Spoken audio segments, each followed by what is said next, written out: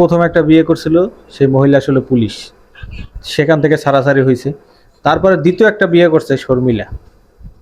সে শর্মিলার আগে এক জায়গায় বিয়ে হয়েছিল, সেখান থেকে কেমনে কেমনে জানি এই আলম হাসানের সাথে যোগাযোগ হয়েছে। যোগাযোগ হওয়ার পরে সেই শর্মিলাকে বিয়ে করছে। সেই সংসার মনে হয় 5-6 মাস টিকে নাই। তারপরে এই আলম আলম হাসানের নাকি সমস্যা আছে।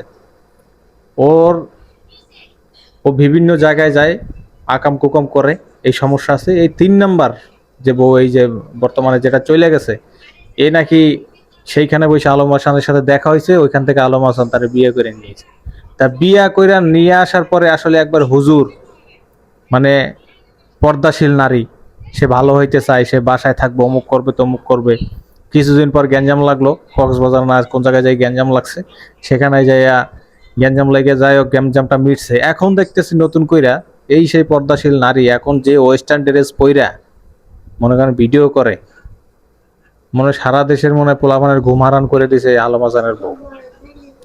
তা আমরা বলতেছি আসলে এই আলম হাসানের সমস্যা নাকি আলম হাসানের এই যে মেয়েগুলো বিয়ে করে এই মেয়েগুলোর সমস্যা। তা মনে হয় এই দুইজনারই সমস্যা, কারণ এক হাতে কখনোই তালি বাজে না। আলম হাসান করে কি, এই বিয়ে করে আইনে বউ দিয়ে ব্লক করায়, আর মেয়েগুলো ধান্দা থাকে যে ওর কাছে যাই আমি যদি ভিডিও করে ভাইরাল হইতে পারি, তারপর আমি নিজে নিজে নিজেটা চলতে পারবো, সেই কাহিনী। মানে এখন এক এক করে 3টা বিয়ে করছে আলম হাসান, সে বউ একটাও নাই, সব বউ চলে গেছে গা, এখন আবার মানে 4 নম্বর বউয়ের মানে ধান্দায় আছে। তা যাই হোক, মিডিয়ায় এইসব নিয়েই বর্তমানে তোলপাড়।